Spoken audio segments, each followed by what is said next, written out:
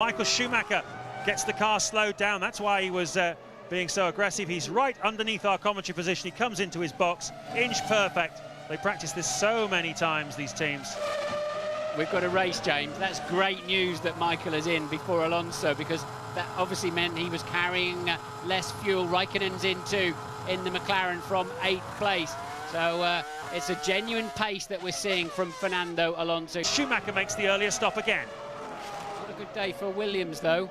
They're down in 8th and 10th at the moment, with Montoya 8th, Genet 10th, and way off the pace, it seems. So the changes haven't worked too well for them. They do seem to have some pace in there if they can only find it. This man certainly has got all the pace he needs at the moment, but he just has to keep stopping for fuel before the Spaniard. New lap record for Michael Schumacher, a 1:15.4, and you've got Alonso doing 1:16.8. That's already enough to negate the lead that he had. So Schumacher absolutely blisteringly fast at this stage. He's in at the end of this lap. We're hearing from the F1 ITV pit crew, and you wonder why they didn't bring him in a couple of 3 laps ago, James. You'd have to say that, because his lap times have been in the high 1:16s, and Schumacher, with a new fuel load, new tyres, has made it work. As you said, a 1:15.4 his last lap, and that should give him the lead over Alonso as the race leader comes into the pits. And we're expecting Michael Schumacher to come down the hill any time now and take the lead away for the first time in this Grand Prix from Renault. They're going to work as fast as they can, It's a fantastic stop, but it won't be enough, because Schumacher's blasting down the pit straight, and Alonso will see him in a moment. There he goes, disappearing into the first corner. There is Michael Schumacher. He is the new race leader. And, well, Alonso stayed out a couple of laps, and it didn't work for him. That last lap of Schumacher's a 1:15.3, the fastest lap of the Grand Prix so far. Exactly when he needed it, Schumacher found the speed, and that is why Schumacher is Michael Schumacher, and it's why he's a 6-time world champion. And we're seeing the Ferrari pit crew out underneath our window here. Clearly, who's been stopping first of those? It's Michael pits then. Michael Schumacher pits. So that was a short stint, James. It was indeed a very short stint indeed. They've lost a wheel nut somewhere, have they? No, it was a good stop. It was just something that deceived the eye. 6.5 seconds. That's a fantastic stop by the Ferrari pit crew. Michael Schumacher rejoining. Hopefully this time, for his sake, he won't have too much traffic. Just a Toyota there flashing through the frame to worry him in the near future. But, well, he had 4.9 seconds over Alonso, so a comfortable margin. That was a very short stint. It was indeed. They must be pretty confident on the tyres then, because they're sending him out for a 28-lap final stint. Or no, they can't be. 6 seconds of fuel. He must be stopping again a 4th time. That'd be a surprise. Be amazing if he's on a 4-stopper. But if not, as you say, it's a long way to go.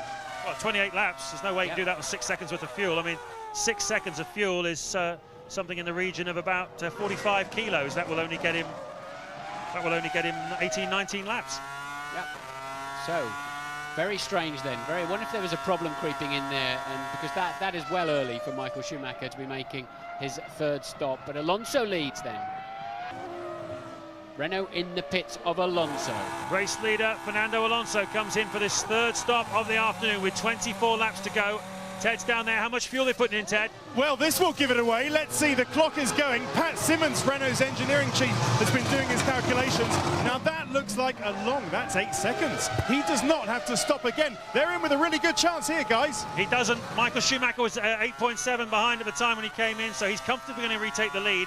And Schumacher will have approximately 9 or 10 seconds in his pocket then, but he's got to make enough of an advantage to be able to pit again to make his 4th, I believe, stop of the afternoon. It's certainly not all over yet, Martin. He stopped on lap 42, put 6.5 seconds worth of fuel into the car, which is about 17 laps worth. So that brings him in towards the end of the 50s.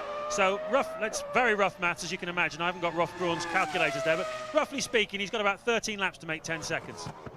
That's the challenge in front of Michael Schumacher, with Alonso having just made a stop. Schumacher has been in and out, well, he's been 5 laps now out on these tyres, and he's lapping in the high 1:15. So we'll be watching the lap times like a hawk, watching to see what Alonso can do. What's the margin at the moment then, as Alonso goes across the start-finish line? 11.5 seconds. That's your race leader, Michael Schumacher. His task was to find about 8 or 9 seconds over Alonso during this stint. He looks like he's done it. The last few laps have been kind to Michael Schumacher and rather unkind to Fernando Alonso. There's Ross Brawn on the right, the Ferrari technical director and chief strategist. He's the one that sent Michael Schumacher out on the quest we believe, of stopping 4 times here this afternoon. It took half the race before Alonso gave up the lead to Michael Schumacher. Schumacher took it by short fueling one of his stops, but he's ahead now of Alonso. Ferrari are coming out for Michael's 4th and final stop. It's looking good. That's an urgent decision they've just made, isn't it? They bolted out of their seat, so understandably, because Michael Schumacher's already at the Imola chicane, so just 2 corners to go before the pit lane, and quite clearly they've decided with a 21.7 second advantage, and he's already another half second up on this lap too over Alonso, and that's why they've done it, James. Traffic ahead of them. They've decided, that's why the mechanics bolted so quickly, so Michael doesn't lose time between the Williams and the Jordan. Well, certainly Alonso has lost time in traffic, and that's what's pretty much finished off his challenge. 21 seconds, so any kind of mistake here will cost him the win, but Ferrari don't make too many mistakes in pit stops, do they? Michael doesn't make too many mistakes. The Ferrari team in general are pretty much like a clockwork operation, and Michael Schumacher should have about 4 or 5 seconds in his pocket. Alonso crosses the line now, and so he's got the length of the pit straight and part of the first corner between himself and Fernando Alonso. That is one of the Jaguars, and Alonso was behind him on the racetrack. Schumacher retains the lead. The 4-stop strategy of Ross Brawn would appear to have worked here this afternoon. The aggressive driving of Michael Schumacher has done the rest. Schumacher backing off, the air horns going. You can hear the Ferrari mechanics are all out on the wall, ready to salute home their hero. Michael Schumacher just got a couple of corners to go. He comes down the hill from Chateau d'Eau. He's done it so many times before. He clinched a world title here back in 2002 in record time, and now he's going to win his 7th French Grand Prix. What a tremendous victory for Michael Schumacher and the whole of the Ferrari team. Ross Brawn on the strategy. 3. Michael, a stunning 4-stop victory today in the French Grand Prix. At what stage of the race did you switch to that 4-stop strategy? Basically after the second pit stop, we decided to go for that towards the back. It was clear. There wasn't really a challenge. There was only the challenge forward. We knew it was optimistic, but no risk, no fun. So Ross decided for it, and it was just brilliant. Not only the strategy as well, the teamwork again. I mean, this, in terms of pit stop, the guys have just done fantastic pit stops, very precise, very precious, and no, just unbelievable. I mean, I wasn't really so optimistic going into the race, but our tyres today, they worked fantastically well towards the end of the stint, whereas our competitors struggled, and that was one of the key issues why we were able to close the gaps before pit stop and then attack and go for the strategy. Well, Ross, you've treated us so brilliantly this weekend, and you've treated us to a fantastic, daring strategy. When did you make that decision? In the middle of the race? Well, Luca Baldessari, our strategist, came up with the idea over the weekend when we had some numbers. And so we had it in our pocket. And during the second stint, when it became clear that we had enough space behind us with Trulli, we thought we'd throw it in there and jumble up the numbers a bit. And because Michael needed some free space to run. And he'd got to a stage where Alonso was holding him up.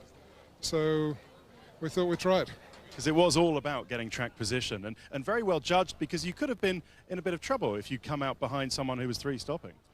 Well, we had a pretty good idea when the other guys were going to stop, so we didn't think that we would get held up. Button was the one that we were unsure of, but Michael was going to come out 3 or 4 seconds behind Button, and Button was due in within a couple of laps, so we thought we had a window, and it worked.